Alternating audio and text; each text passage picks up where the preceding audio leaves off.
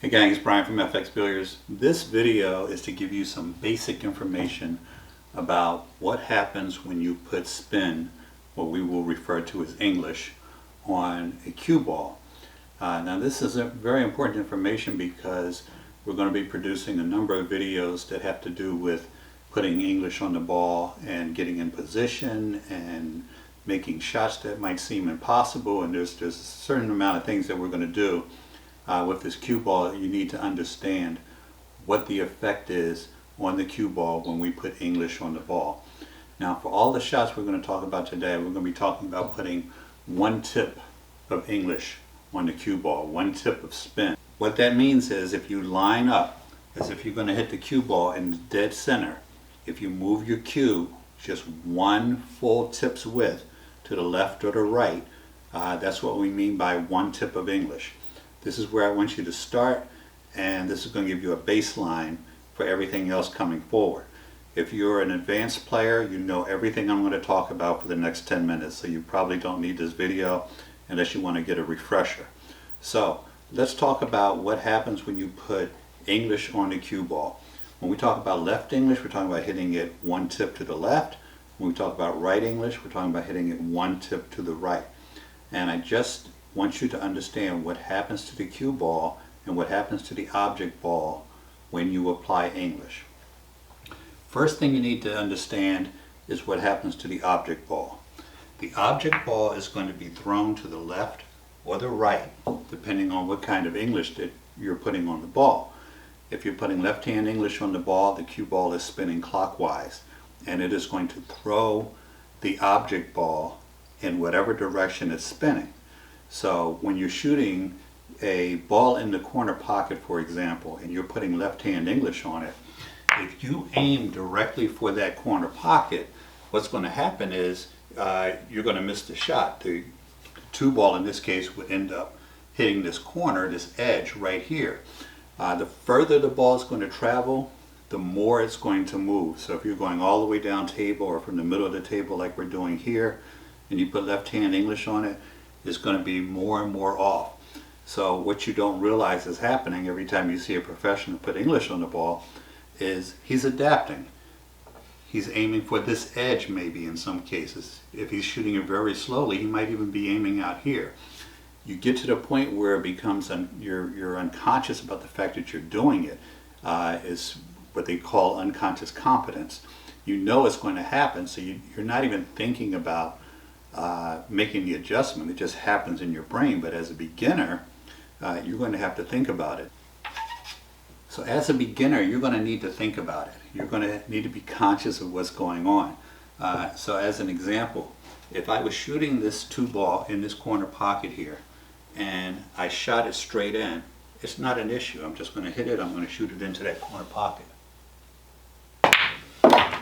But if I want to put English on it, if I'm putting left-hand spin on that ball, I'm basically aiming over here to get the ball to go in this section.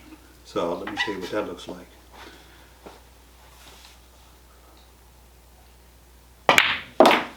And you see the cue ball is spinning, and that's because I put left-hand English on it. So the first thing you need to understand about English is that it's going to throw your object ball, and how much it throws it will depend on a number of factors. Over time you will get good at it, trust me, but you've got to shoot thousands of them. What will happen is, over a longer distance, that throw is going to be greater and greater. And over a short distance, it might not even make a difference. You might not even have to adapt. If you're going, in this corner pocket, certainly putting left or right hand English on it is not going to cause you to miss the shot. But going up and down table, for any kind of distance, it is definitely going to cost you. So let's look at what happens to the cue ball when you apply English. Now, one of the things that a lot of players don't understand is when we're talking about low deflection cues. Now, I intentionally put a standard deflection cue on here because if you're watching this video, odds are you do not have a low deflection cue. So this is a standard deflection cue, which means when I shoot the cue ball, certain things are going to happen that might not happen with a low deflection cue. Deflection is one of the things that happens to the cue ball when you put English on it. What happens is the cue ball will head down table if we shoot in a straight line from spot to spot.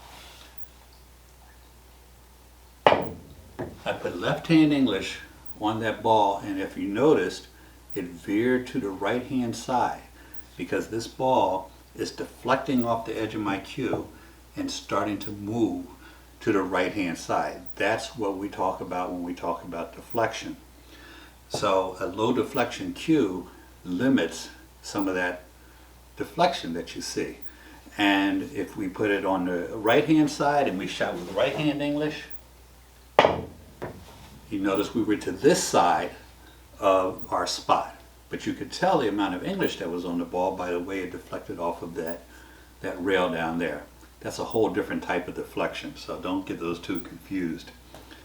Another thing that happens when you apply English to a cue ball is you have curve. So you've got squirt, which is what it's called when you have deflection. You'll hear it referred to as squirt sometimes.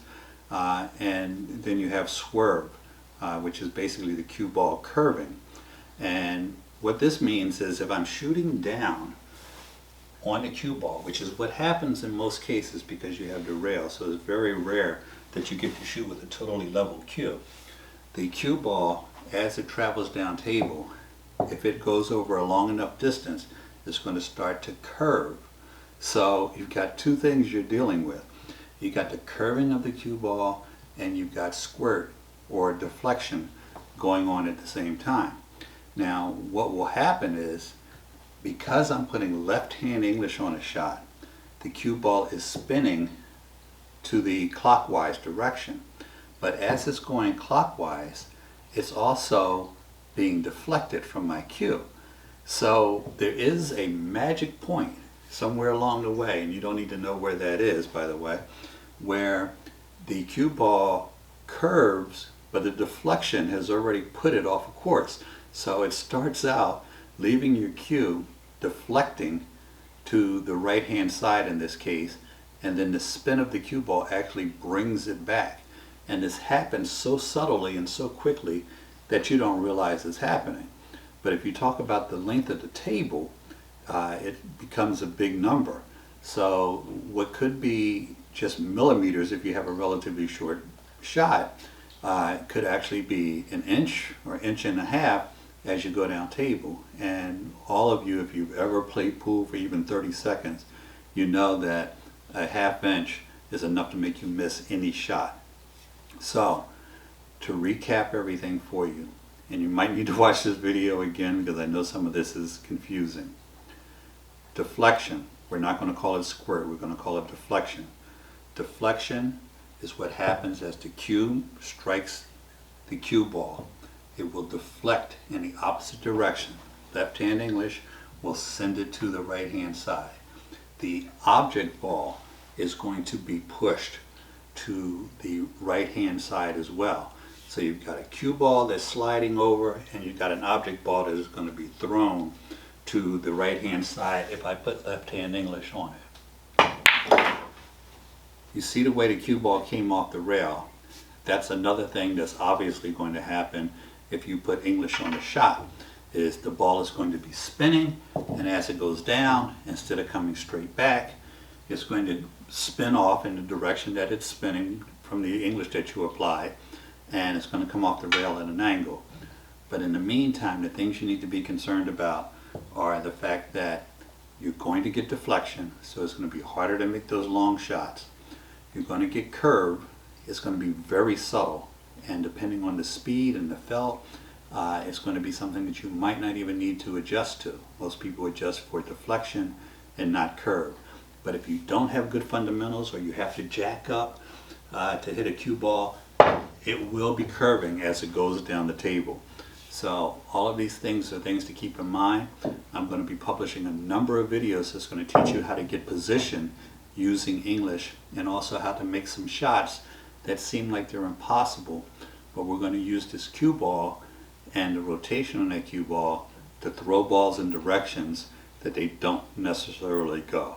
The last thing I'm going to leave you with is one of the things that does not happen when you apply English is as the cue ball comes off the object ball, regardless of how much English you put on it. So if I shoot this 12 ball, for example, with left hand English, you notice the cue ball came back straight. You do not apply English to get the cue ball to move to the left or right after it hits an object ball. I had a shot very similar to this.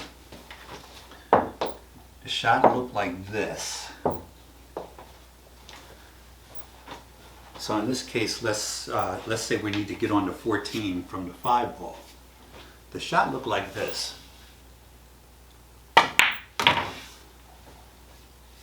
And someone asked me in the comments, did you just shoot draw or did you shoot left hand English to get on that shot? The reality is, when you see something like that happens, we are not putting the English on the ball to change the direction the cue ball takes after hitting the object ball. That was all angle. So if the angle is there, you're going to get back and get into position. You might see the cue ball spinning as if there was some English applied to it, and honestly, a lot of high-level players will apply English totally unconsciously. It's just something that you automatically do. So keep in mind, when we're moving from one shot to the next, and you see the cue ball make looks like a hard right hand or left hand turn, this shot did not require any English to make it happen. So this shot here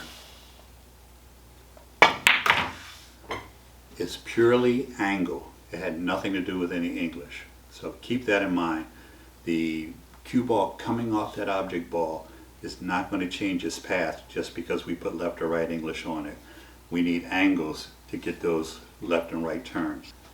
That's it for today, and keep an eye out for the videos that are going to be coming. I'm going to give you a lot of information on how you're going to be able to get position all over the table and make some dynamic shots that you weren't able to make before. But these concepts that you learned today are going to be necessary. So if you need to watch this video a couple times, do so. I want you to understand the effects of English on the cue ball and on the object ball. And once you understand that, you have the baseline to do a lot of different things with the cue ball that a lot of high-level players take for granted.